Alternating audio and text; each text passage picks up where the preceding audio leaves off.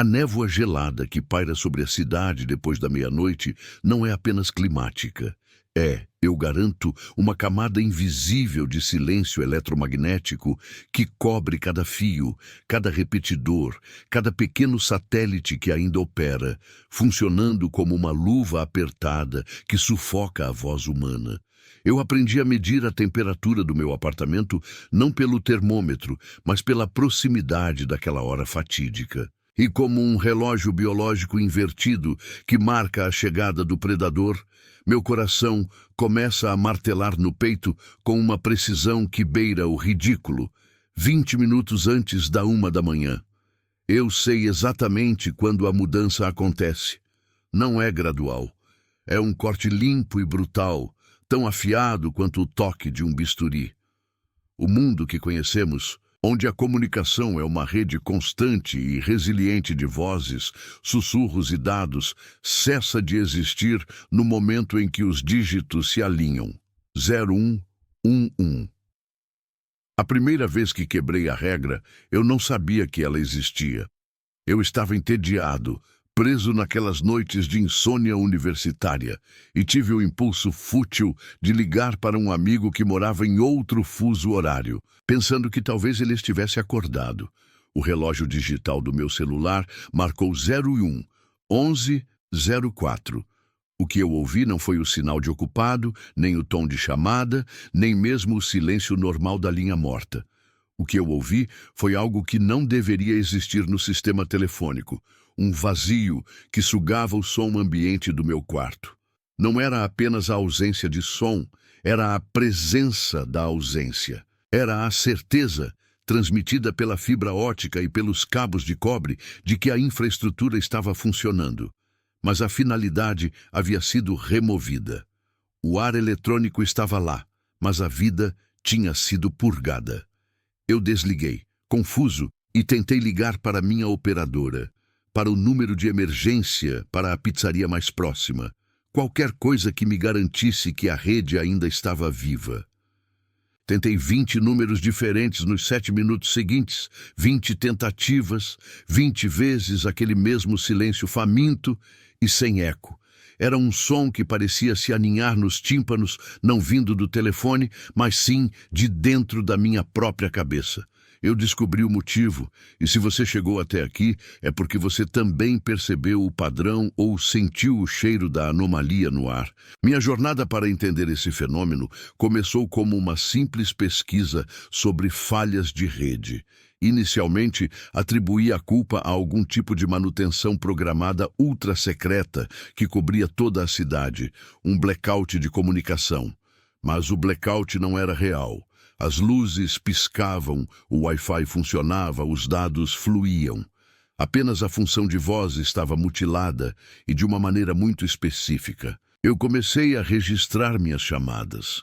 Eu as cronometrava com a precisão de um cientista louco, observando o limite exato. A 01, 10, 59, eu podia ligar para o telefone fixo do meu vizinho, 3 andares abaixo, um senhor idoso que confiava apenas na linha de cobre, e ouvir o tom de chamada claro e irritante. A 01, 11, 00. No instante em que o último dígito surgia, o mesmo número me retornava o vazio. Passei semanas mergulhado em fóruns de internet obscuros, grupos de rádio amador e até mesmo arquivos de jornais antigos. O que eu buscava não era um bug, mas sim um protocolo. E lentamente, a poeira histórica começou a se dissipar, revelando não a história de uma falha tecnológica, mas de um medo socialmente aceito e enterrado sob camadas de silêncio e resignação. Eu descobri que, na verdade, a regra não era universal, mas sim regional. Ela se manifestava com intensidade total em cidades construídas sobre linhas de fundação específicas, lugares onde a infraestrutura de comunicação havia sido modernizada, mas cujas rotas subterrâneas ainda seguiam caminhos antigos, estabelecidos há mais de 100 anos, onde a fibra óptica passava por dutos de cerâmica que antes carregavam fios de telégrafo enferrujados. Em um fórum dedicado a lendas urbanas de telecomunicações, um usuário anônimo postou um único parágrafo que me fez gelar até os ossos. Ele falava sobre a hora da transferência. Dizia que o silêncio não era o resultado de ninguém atender, mas sim de algo que havia assumido o controle da linha. A ideia era absurda. Como um fenômeno não humano poderia sequestrar uma rede global de comunicação com tamanha precisão? Para testar a teoria, eu montei meu laboratório. Comprei um gravador digital de alta sensibilidade e o conectei a um telefone fixo analógico, um modelo antigo, pesado, que dependia diretamente do pulso elétrico. Eu precisava eliminar qualquer interferência de software ou compressão digital. Naquela noite, a noite em que o relógio bateu 01:11, eu estava preparado.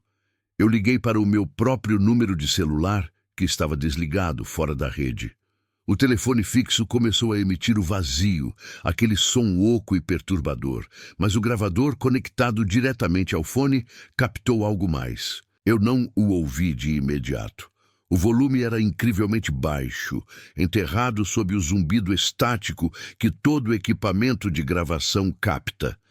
Tive que usar um software de filtragem paramétrica, eliminando frequências altas e baixas para isolar a anomalia. Quando a anomalia emergiu, era sutil o suficiente para ser confundida com o arrastar de um móvel em um andar distante. Mas não era um móvel.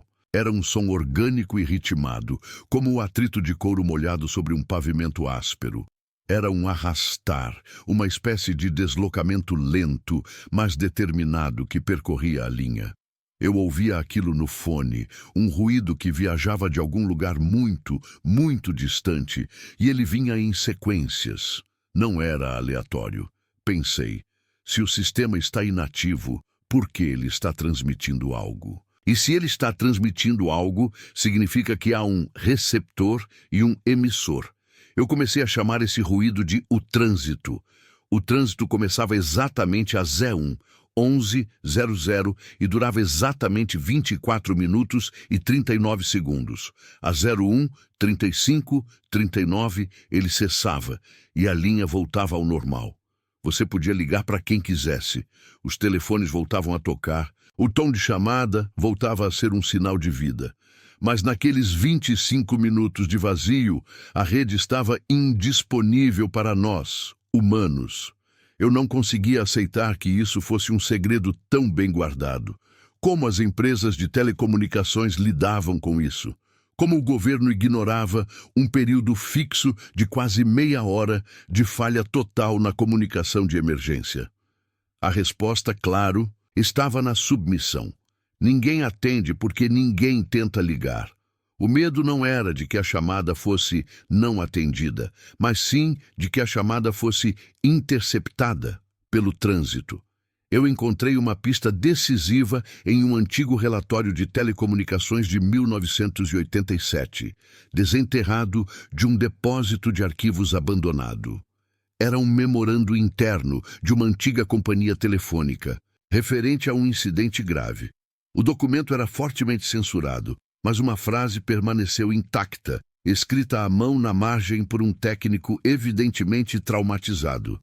Não alimente a rede depois da 01:11. Deixe-os usar o caminho sem resistência.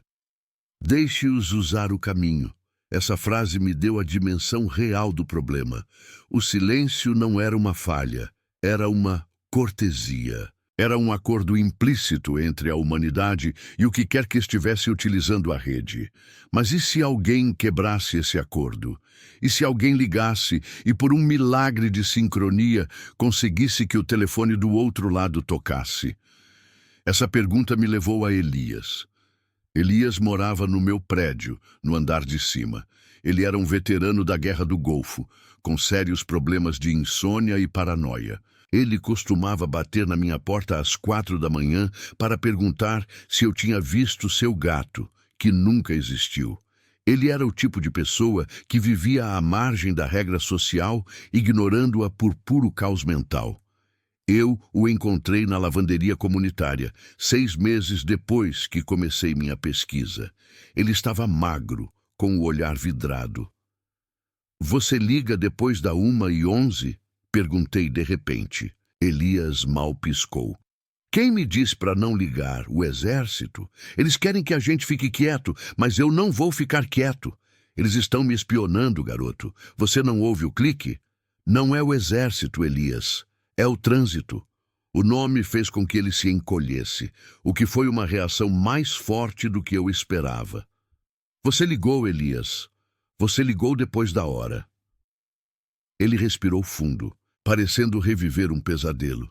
Minha mãe! Eu liguei para ela. Estava desesperado, sabe? Eu só queria ouvir a voz dela, saber que ela estava bem. 0112. Tocou 2 vezes, 2 malditas vezes. E ela atendeu? Sim, o mundo parou. Eu havia buscado por anos por uma única pessoa que tivesse quebrado o vazio e conseguido uma conexão. O que ela disse? Elias me encarou com olhos úmidos e vermelhos. Não foi a voz dela, ela. Ela nunca mais me atendeu depois disso. Nunca mais. Mas naquela noite, naquela ligação de 0112, ela atendeu. Ele fez uma pausa dramática, esfregando as mãos ossudas. A voz não era a dela. Era muito mais baixa, como se estivesse tentando se formar, sabe? Como se a boca estivesse cheia de areia. E ela não disse alô. Ela não disse nada humano. O que ela disse? Minha voz mal passava de um sussurro. Ela disse, agora você tem o número dela. Deixe-a descansar. O caminho está ativo. Elias me contou que depois de ouvir aquilo, ele desligou e tentou ligar de novo para a mãe. O telefone deu ocupado imediatamente, mas não o ocupado comum. Era um tom ocupado agudo, estridente, que ele descreveu como o som de um osso quebrando em uma máquina. No dia seguinte, ele recebeu a notícia. Sua mãe, que morava a 3 estados de distância, havia morrido exatamente às 0112 daquela madrugada. A hora da ligação. A revelação foi um soco no estômago. O trânsito não era um erro na rede, era um período de utilização. A linha telefônica, naquele lapso de tempo, não ligava pessoas. Ela ligava lugares. Lugares que não deveriam ser conectados. E se você ligasse para alguém, você não estava alcançando a pessoa, mas sim fornecendo a rota para que o trânsito chegasse até ela. Eu entendi o medo universal, o silêncio autoimposto. A cidade não estava apenas seguindo uma lenda urbana. Estávamos todos participando de um pacto de não agressão. Se não tentarmos usar o telefone não tentará usar a gente. Mas o que aconteceria se o trânsito não estivesse apenas se deslocando, mas sim se comunicando? Eu voltei para o meu laboratório naquela mesma noite, determinado a não apenas gravar o trânsito, mas a responder a ele. Naquela noite, às 0111, eu liguei para um número aleatório, esperando o vazio. Ele veio. Eu liguei o gravador e ampliei o volume. O trânsito estava ali, aquele arrastar úmido, rítmico, mas dessa vez eu fiz algo diferente. Eu peguei um microfone conectado ao gravador e, com a voz baixa e trêmula, murmurei no bocal do telefone. Eu sei o que você está fazendo. O arrastar parou. Não houve interrupção gradual, apenas um silêncio absoluto e antinatural, mais aterrorizante que o vazio original. Durou apenas 1 segundo. E então veio o som. Não era uma voz humana, nem o arrastar. Era um ruído de tecla, como se algo estivesse digitando um número de telefone no teclado de um telefone rotativo antigo, aquele som mecânico e lento. Clique, clique, clique, clique, clique, clique. A digitação durou 15 segundos, e quando parou, a linha se rompeu com um estalo violento, quase me derrubando da cadeira. O vazio sumiu, o tom de chamada voltou, e o relógio marcava 01:13:22. O trânsito havia parado mais cedo, e ele havia me ligado de volta. Eu peguei o gravador, suando frio. O som da digitação estava lá, perfeitamente claro. Era um número de telefone, um número local, com os dígitos que haviam sido pressionados lentamente na linha. Eu entendi o motivo pelo qual ninguém atende o telefone depois da 0111. Eles não atendem porque, se atenderem, dão espaço para que o trânsito encontre seu próximo destino. Mas se você tentar ligar e se intrometer no caminho, o trânsito não fica em silêncio. Ele grava seu número. O número que ele digitou estava na minha mão, em um pedaço de papel. O número daquele próximo destino. O medo que sinto agora não é da rede, mas da informação que eu tenho. Eu sei quem é o próximo a ser visitado pelo trânsito, o próximo telefone que será silenciado. E está em meu poder avisar a pessoa, quebrar o ciclo ou simplesmente observar o desdobramento da regra. O próximo passo é entender o que acontece depois que ele liga. O que exatamente o trânsito faz com a linha da vítima? Elias ouviu uma voz. O que mais pode ter sido transmitido? Eu não dormi desde aquela noite. O papel com o número de telefone está em meu bolso, queimando minha pele. Preciso descobrir quem é o dono desse número e o que ele verá, ou o que ele ouvirá, quando o relógio se aproximar novamente da 0111. Eu preciso saber a origem do trânsito, o que ele carrega em sua passagem. E agora eu preciso que você me diga, se esse fosse o seu número, você atenderia. Se você tivesse o poder de alertar a próxima vítima do trânsito, você faria a ligação? Eu tenho que tentar ligar para este número, mas eu preciso de tempo. Na parte 2, eu vou ligar para o número que o trânsito me deu. Eu vou te contar o que encontramos do outro lado, e finalmente revelarei a origem e a natureza da entidade que usa a rede de telefonia, como sua autoestrada particular na escuridão. O cheiro de ozônio queimado, misturado com a umidade rançosa de concreto envelhecido, era a única coisa que me mantinha ancorado à realidade.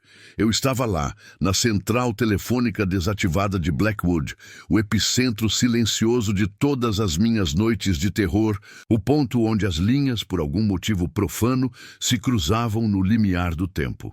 A 0111.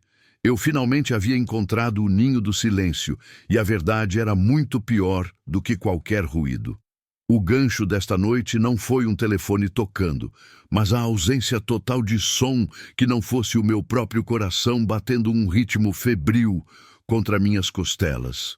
Estava quase lá. O relógio digital rudimentar que eu trouxera piscava Z109. 2 minutos. 2 minutos para que toda a rede de comunicação da costa leste fosse sequestrada por aquilo. Eu estava agachado atrás de um painel de distribuição dos anos 40, um labirinto enferrujado de fios de cobre e isoladores de cerâmica branca, onde a poeira parecia ter se solidificado em camadas de sedimentos do esquecimento. O cenário não era apenas de abandono, era de repulsa estrutural. Em partes, o isolamento dos fios parecia ter sido roído, mas não por ratos. O corte era limpo, quase cirúrgico, expondo os condutores de metal à umidade que os fazia chorar ferrugem vermelha escura. A chave estava em um conjunto de relés antigos, uma seção que parecia ter sido isolada manualmente décadas atrás. Havia um único telefone de descagem manual, de baquelite preto e pesado, ainda conectado à placa-mestre, apesar de todos os outros painéis de comunicação ao redor estarem mortos e em decomposição. Eram 01, 10 e 30 segundos. O silêncio era tão denso que parecia ter peso físico, pressionando meus tímpanos. Eu podia jurar que o ar estava ficando mais frio. Um frio que não era climático, mas sim a ausência de calor, de vida, de energia cinética. Era o frio da entropia acelerada. E então começou. Não foi um alarme. Não foi um clique elétrico. Foi um zumbido, baixo e profundo, que parecia emanar da própria fundação do prédio. Não era o som de eletricidade fluindo, era o som de uma frequência sendo forçada, algo vibrando além da sua capacidade estrutural, como uma corda de piano sendo esticada até o ponto de ruptura. Olhei para o relógio. 01, 11. Exato. O zumbido se intensificou, e eu observei o painel de distribuição. Os fios expostos de cobre, antes opacos e cobertos de mofo, começaram a brilhar. Não com calor, mas com uma luz interna, esverdeada e fantasmagórica, como o brilho residual do fósforo. As bobinas dos relés desativados começaram a pulsar, sincronizadas com o zumbido. Era a comunicação sendo forçada através de um canal que não deveria existir. O problema, o conflito que havia me atormentado por meses, não era que as linhas paravam de funcionar, mas sim que elas mudavam de propósito.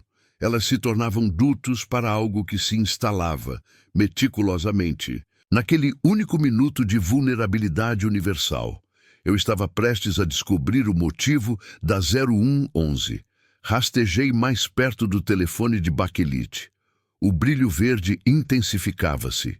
Eu percebi que a 0111 não era um bloqueio de sinal.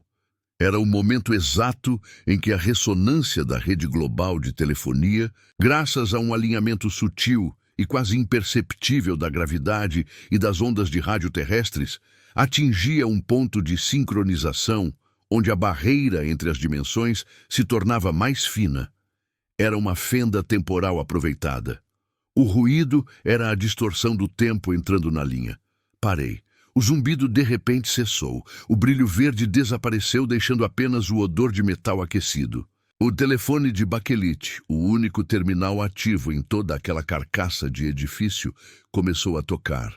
Não o toque agudo e familiar de uma linha moderna, mas o som profundo e gutural de um sino de latão antigo, lento e pesado.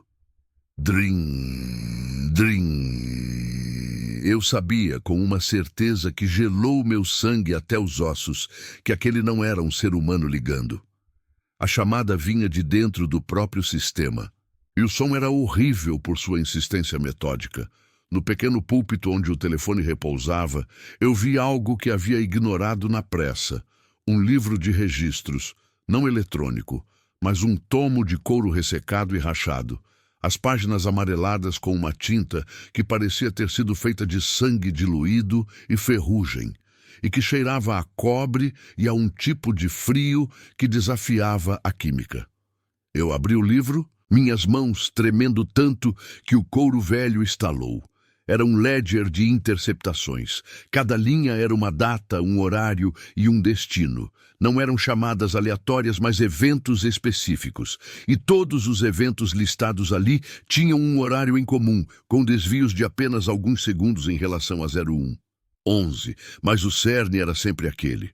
O que estava registrado não era o número de telefone de quem ligava, mas o nome do destinatário. E o que me fez vomitar a bile azeda que subiu pela minha garganta foi a coluna ao lado de cada nome. Não havia um atendido ou não atendido. Havia apenas duas possibilidades, registrado ou incomunicável. Entendi tudo com um terror nauseante. O que quer que fosse, o que quer que atendesse o telefone, estava usando a 0111 para acessar o mundo através da rede de comunicação, não para falar, mas para inventariar. Estava checando se certas pessoas, cujos nomes estavam ali listados, ainda estavam disponíveis na grade da realidade. O telefone continuava tocando. Drim, drim. Olhei para a página que estava aberta. Os nomes eram de pessoas desaparecidas, vítimas de eventos inexplicáveis, indivíduos que, em algum momento de suas vidas, haviam feito uma ligação tarde da noite, talvez para um serviço de emergência, talvez para um ente querido, e de repente haviam sumido, ou entrado em coma, ou simplesmente parado de responder ao mundo. O que atendia a 0111 não era um fantasma. Era um coletor de dados cósmico, um bibliotecário da transição, usando o pico de ressonância da rede para garantir que os que estavam na lista estavam prontos para a remoção. Ele respondia para confirmar a conexão, para sinalizar que o caminho estava aberto. Eu percebi então que a linha telefônica depois da 0111 era o equivalente a uma passarela de embarque, e quem atendia estava checando o bilhete. Meu pânico não era mais teórico, era físico, palpável, me rasgando por dentro. Eu tinha passado meses ligando para linhas mortas, ligando para o silêncio, tentando forçar uma resposta depois da 0111. Eu estava me registrando repetidamente na frente da entidade. Eu voltei para o livro de registros, virando as páginas freneticamente, tentando encontrar uma lógica no tempo, tentando encontrar a data da minha primeira ligação obsessiva. E então eu vi uma linha nova. A caligrafia horrível e mecânica mais fresca do que o restante da tinta de ferrugem. A data era de 4 semanas atrás. O horário era 01:12. Aparentemente, minha primeira ligação havia demorado um pouco mais para ser interceptada. Meu nome estava ali, completo. E na coluna, em tinta ainda úmida e escura, havia a palavra registrado. O telefone parou de tocar. O silêncio voltou, mas era um silêncio agora carregado de intenção maligna, um silêncio de espera. Eu não estava mais escondido, eu estava listado. O clímax não foi um grito, mas um sussurro, amplificado por todos os alto-falantes de latão daquela central morta. Eu sei que você está aí. E a voz era um agregado de estática e ruído branco, mas com a cadência forçada de um algoritmo tentando simular a fala humana. Nós sabíamos que você viria aqui. Você se esforçou muito para se conectar.